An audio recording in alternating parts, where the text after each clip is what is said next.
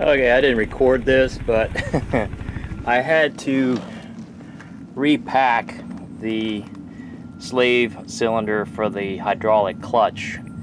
I did that last night, and so now there's good resistance on the clutch, so the hydraulic clutch works. I just have to replace the bleed nipple.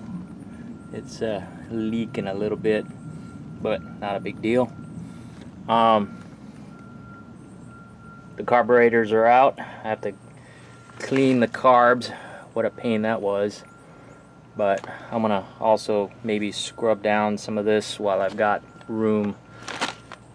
And next I gotta fix this. I've got some insulation. I'm gonna put some shrink wrap around these. And I also have to order a blade connector for here to connect it into this four plug connector. I think I got the connector in here somewhere. But now let's take a look at the carbs. So the last person who had the bike, or somebody along the way, there are connector tubes between the four carbs, and they must have been leaking or something. So instead of replacing the O-rings on the connector tubes, they just JB welded them. I'm debating, I just want to get this thing running. So I'm debating whether I want to take this all apart and repack the O-rings, or, I mean, they're just connector tubes. I'm sure some of you pro mechanics are like, yeah, you gotta take it apart, you gotta ultrasonic clean it and ream it out and all that mess. But again, I just want to get this thing running. And then there's some tubes in here. I don't know where they go to. I'm gonna have to consult my repair manual and YouTube. But I'm just gonna take apart one by one the diaphragm caps, make sure the diaphragms are okay, and then take the bowl off, check the floats, make sure everything's okay. I know 2 or 3, I mean, you saw it run, but 2 or 3 of the cylinders are not getting any fuel. So I definitely have to clean. I'm going to clean out every single one of the emulsion jets and idle jets.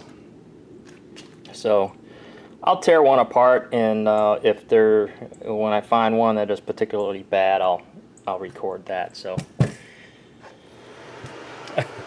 I pulled the diaphragm cover off, and everything looked fine. I forgot to take a video of that, but I'll show you when I take this one off, see if it looks any better. So I'm going to take the bowl cover off here, and we'll find out together what it looks like.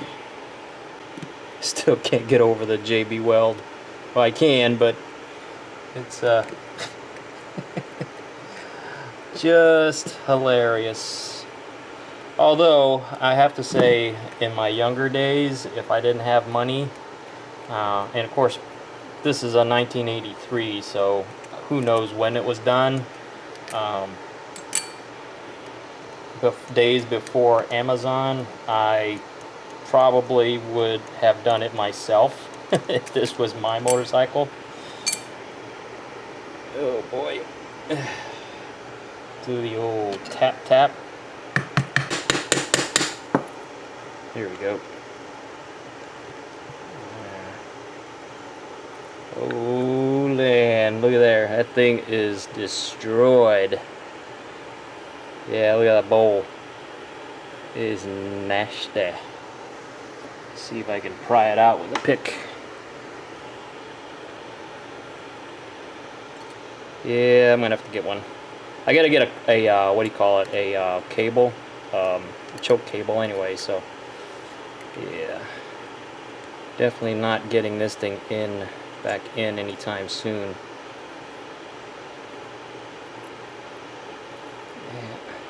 Plus, I didn't know.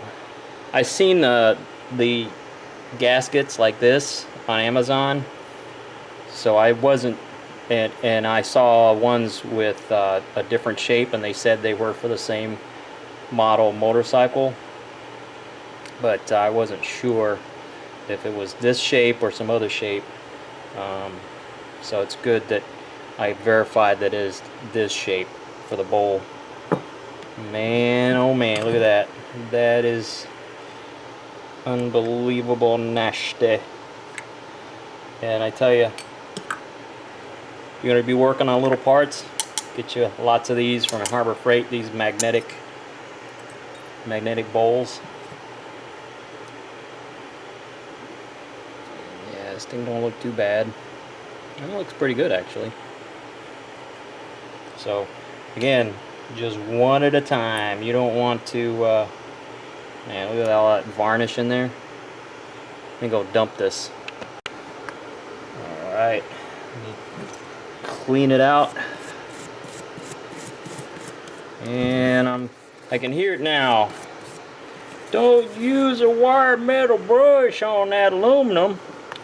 Well, like I said, it's going to be gasketed or O-ringed, and I'm not looking to get 100% efficiency out of this. I just want it to run. And whatever I do to it is going to be better than what condition it's in now anyway. And I'm only doing one carburetor at a time. I'm going to spray that out with some carb cleaner before I take the jets out. Okay, I cleaned up the bowl. Very nice, very nice. Got all the crusty, there's still a little crusty left in here. But yeah, I'll go through and make sure I get all the old crusty gasket out of there. And I ultrasonically cleaned the jets. Your jet, your jet. Make sure I ream out the orifices. Yeah, I think this wasn't too bad as far as the jets go. They looked alright, but